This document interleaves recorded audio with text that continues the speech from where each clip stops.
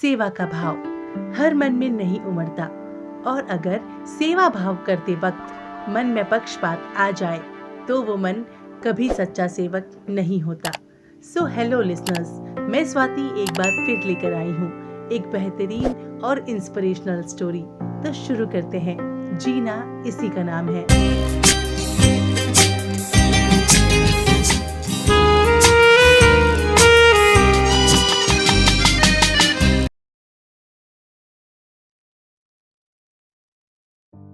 एक बार की बात है, दो पड़ोसी राज्यों में युद्ध छिड़ गया था और लंबे अरसे से बहुत भयानक युद्ध चल रहा था।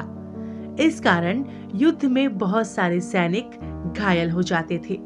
सारे सैनिकों की परवाह करते हुए दोनों राज्यों की सेना में ऐसे कर्मचारी भर्ती किए गए थे जिनका काम था युद्ध स्थल पर जाकर अपनी अपनी सेना के घायल सैनिकों की मरहम पट्टी करना और उन्हें पानी पिलाना। उनमें से एक राज्य की सेना का एक कर्मचारी था जिसका नाम मोहन था। वो युद्ध स्थल पर जाता और घायल सैनिकों को पानी पिलाता और उनकी मरहम पट्टी करता। फिर चाहे वो घायल सैनिक उसकी अपनी सेना का हो या विरोधी राज्य की सेना का, वो सिर्फ अपना कर्म करता। इस बात पर कुछ सैनिकों ने राजा को शिकायत की कि मोहन विरोधी राज्य के घायल सैनिकों की भी मरहम पट्टी करता है और उन्हें पानी पिलाता है।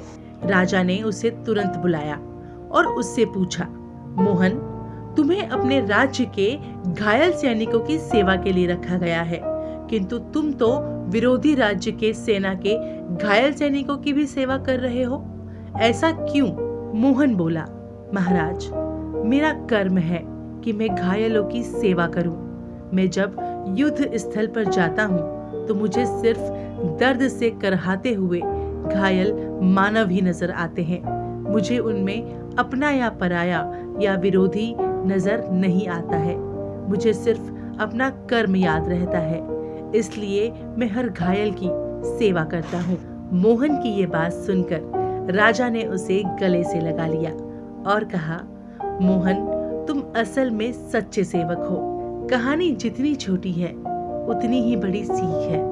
सीख ये है कि सेवा अपने या पराये को देखकर नहीं की जाती है। जिस सेवा में पक्षपात हो वो सेवा सच्ची सेवा नहीं होती।